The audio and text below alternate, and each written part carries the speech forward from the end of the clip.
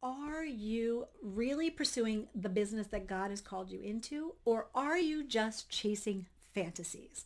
Are you working the business in the way that God has called you to work the business, or are you just playing at being in business? Are you working your business wisely?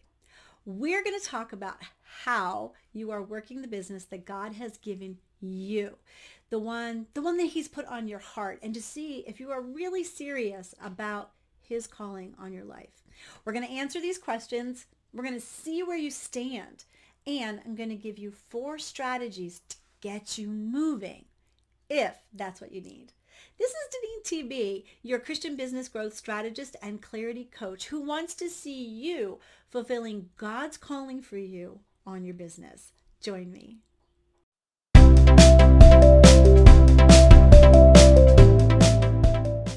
Hey there, it's DeneenTB. So glad that you're with me today. And I want to let you know what prompted me to really start asking these questions that I asked at the beginning of the video. It was a verse in the Bible.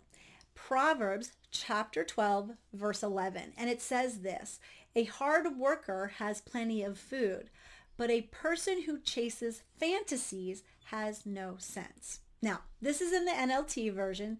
So, of course, I had to look up some of the other versions of the Bible to see if that's what they said as well.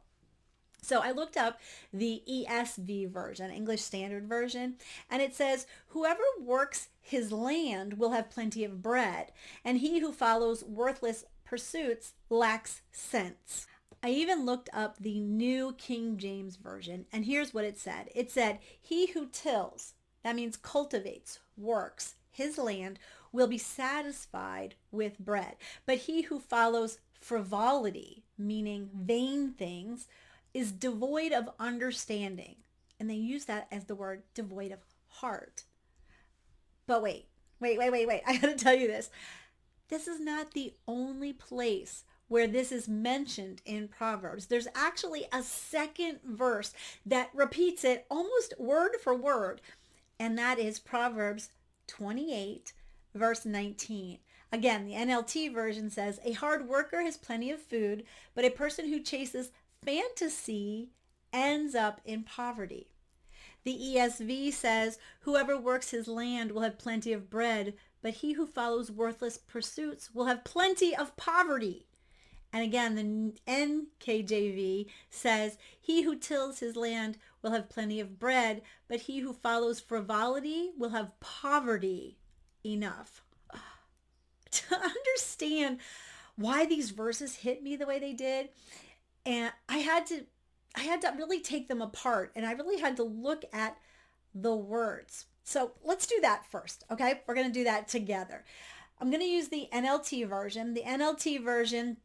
And then I'll just give reference to the other ones. So stay with me, okay? So the first part says, a hard worker has plenty of food.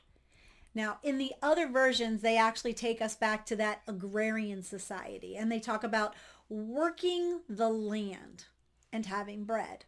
This comes down to how you are viewing your work, your business. Are you acting like your business is your land? Are you working hard to accomplish your goals? Are you doing the work that is actually in front of you? The work that God is asking you to do. I have women talk to me every day that tell me some of their biggest challenges in their business are really staying consistent, doing the work in front of you, and managing time. Then they also wonder why their marketing efforts are not going so well and why they're not attracting new clients. You have to work your land, and you have to work hard. So this leads me into another part of those verses. A person chasing fantasies, the worthless pursuits, the frivolity, has no sense and ends up in poverty. I think both financially and emotionally.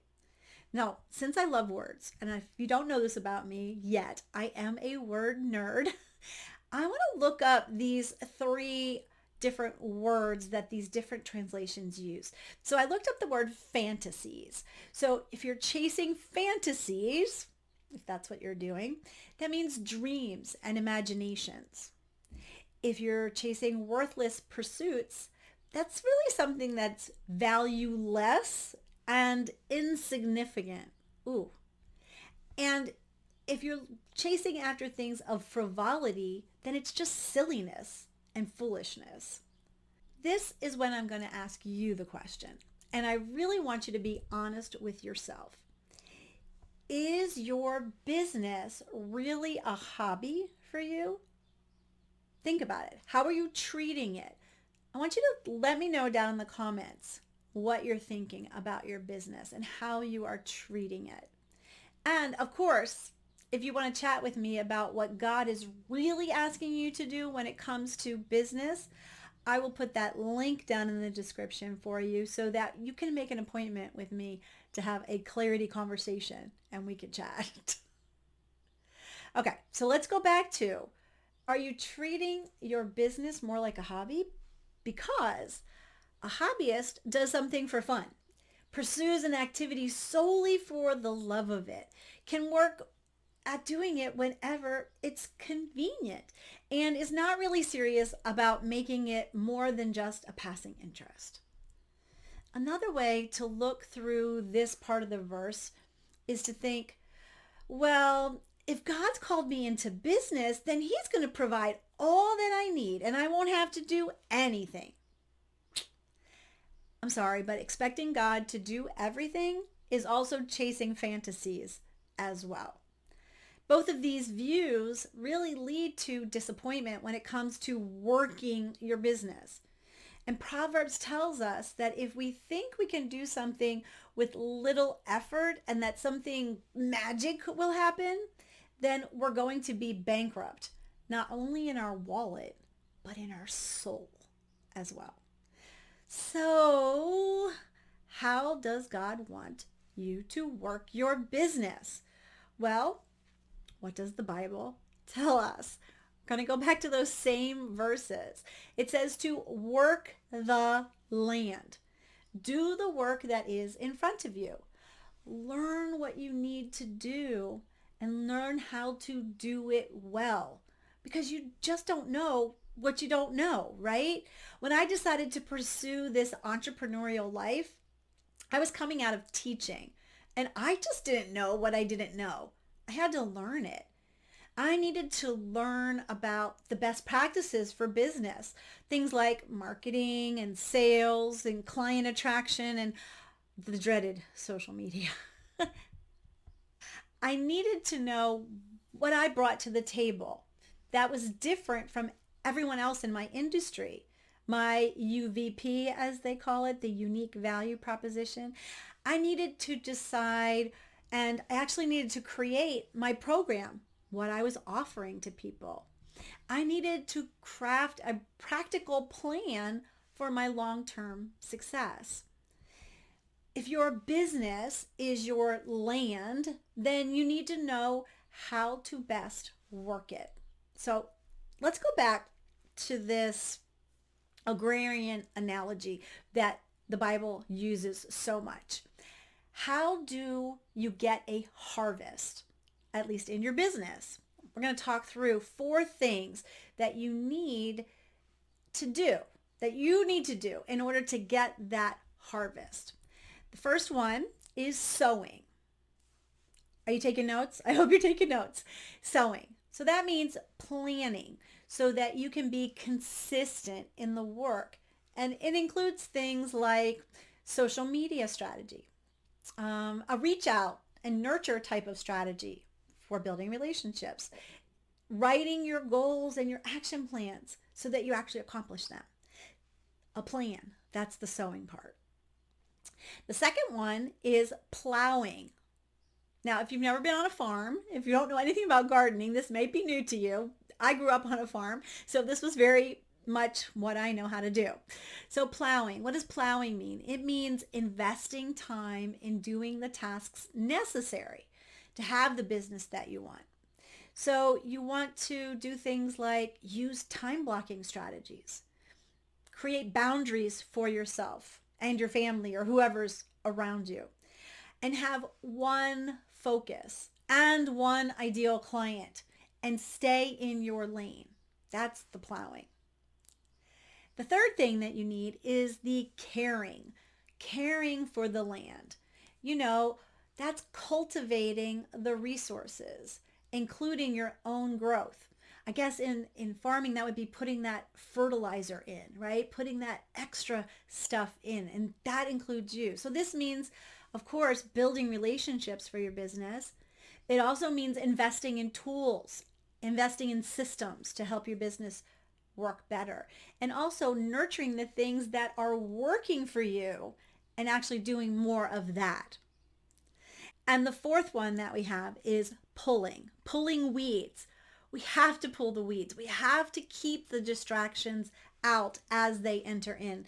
And I think as Christian businesswomen, one of the biggest distractions that we have are the thoughts that the enemy puts into us that keep us stuck. What does God tell us to do? Capture them, give them back to him.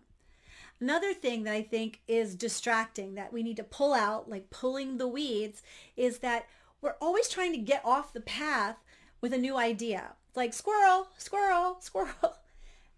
That's the enemy. We need to make a decision and stick with that decision. Pull out the weeds. Don't get off on those other tangents. And I think also the feelings that make you want to give up when it gets hard. Those are things we need to pull out as well. As we're trying to accomplish our goals, we're trying to do what God's asking us to do. It will get hard, but he's there with us. So we need to pull out all of those weeds. I don't want you to leave here thinking that if God has called you into business, that you are going to be wealthy, that you will be able to just give more because you have more. If your motivation is to make the 5, 6, 7 figures or more, then you're not really focusing on the right thing. Your job, your mission is to make disciples, followers of Jesus. And we get to do this through our businesses. How can you do it? By showing up in your business with excellence, doing the work that God has given you. Because by that, you represent him. We can also do it by being serious about serving the clients that he has given you, by solving their problems. Because in that way, you demonstrate his love. Also by working with integrity, doing what you say you're going to be doing and then doing it consistently. Because by that, you display God's faithfulness. Now you know. Now you know how to handle your business wisely, how to do what the Bible says, how to work your business in a way that God is calling you to do it. Does it sound like a lot? Do you need to learn a few things in order to take your business from the chasing fantasies or that hobby to the hardworking and serious business? Let's chat.